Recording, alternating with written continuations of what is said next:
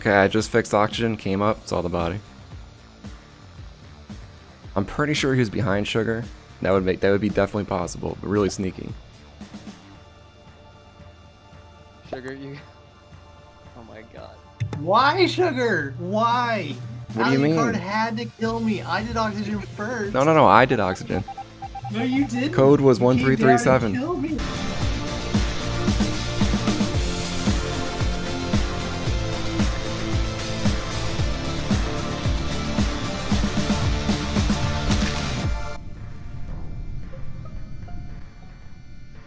We're all on lights, and Yeah. I saw Lushy. I believe Lushy was there too. By me. Alright, Lushy. Okay. He's so suspicious that I almost think he didn't do it though. Yeah, I didn't. Welcome to the art of playing Imposter in Among Us. This video is going to cover a lot of different elements of playing Imposter, but the strongest thing you can do as Imposter is create a good story. I'll be getting more into that later, but for now, let's start with the basics.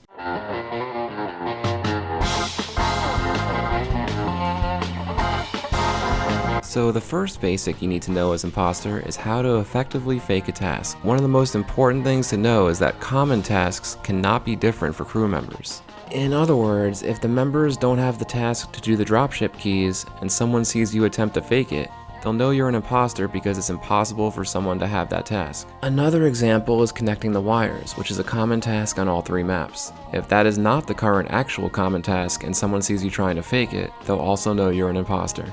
You actually don't need to necessarily memorize all the common tasks in the game, because your fake task should match what the actual common task is.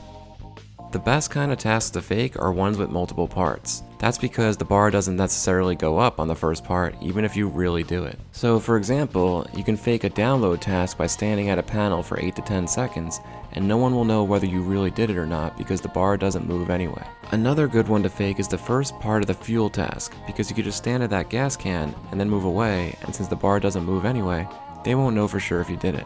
A third example is the lab task where you gotta click on filling up the samples and returning later. These are probably some of the best tasks to fake since people can't use the progress bar to judge you. Now that you have a better idea of what tasks to fake and what not to fake, let's move on to sabotaging.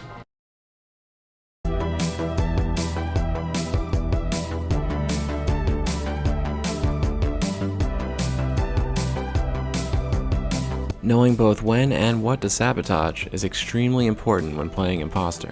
Generally, you don't want to do a sabotage until after your kill is off cooldown. You also don't want to sabotage near where crewmates currently are. One of the best things to sabotage in general is lights, and that's because it gives you a very good opportunity to suddenly kill someone and get away with it.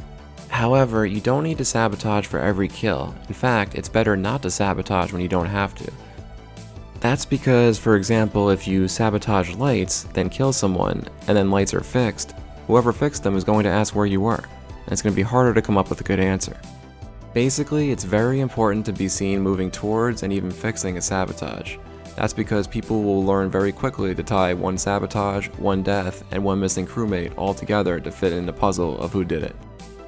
When it comes to hacking things like the reactor, usually you want to wait until you have a good reason to push someone to the other side of the map. Or you want to frame someone else. And with that, let's move on to the most important part of playing Imposter, which is getting kills and creating a good story to go with them.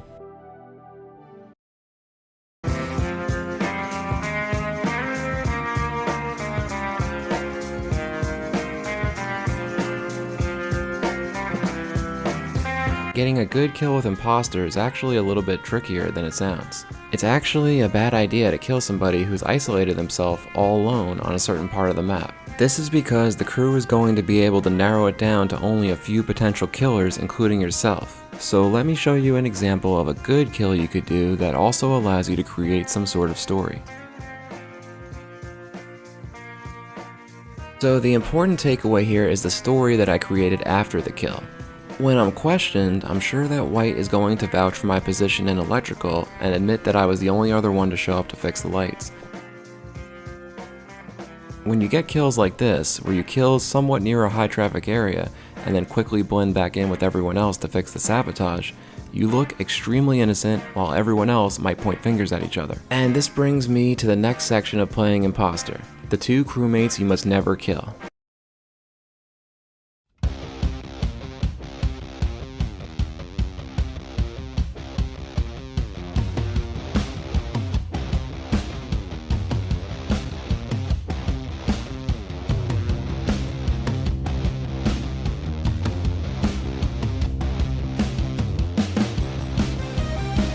So the first crewmate that you can't kill is whoever you're building trust with. In this case, it'd be White. This crewmate that actually trusts you is very important for the final vote, where you're going to have to blame someone else.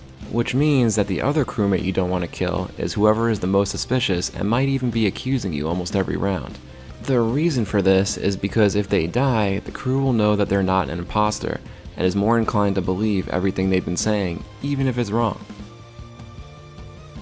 Your ultimate goal is to get to the final 1 versus 2 discussion with the crewmate that trusts you and the crewmate that seemed the most suspicious the entire game. If you can do that, it usually means you won.